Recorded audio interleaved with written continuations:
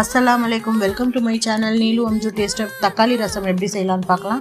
அதுக்கு புளி கொஞ்சம் ஊற வச்சுக்கோங்க. ஒரு 4-5 தக்காளி, கொத்தமல்லி, கருவேப்பிலை, பூண்டு, சின்ன வெங்காயம், சோம்பு, சீரகம், மிளகு.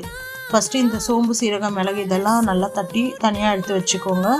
அதுக்கப்புறமா தக்காளி இருக்கு இல்லையா, அதை ஒரு 2-3 தக்காளியை மிக்சியில் போட்டுக்கோங்க. ஒரு 2 தக்காளியை கையிலேயே சும்மா நல்லா பெனஞ்சி போட்டுக்கோங்க. அதுலேயே உப்பு ஆட் பண்ணுங்கள். அதுக்கப்புறமா நம்ம கரைச்சி வச்ச புளி கரைச்சலை கொஞ்சம் ஆட் பண்ணுங்கள். அதுக்கப்புறமா கொத்தமல்லி, கருவேப்பிலை இதெல்லாம் போட்டு நல்லா கையிலேயே நல்லா பிசைஞ்சு விடுங்க. அதுக்கப்புறம் தண்ணி ஊற்றுங்க தேவையான அளவுக்கு.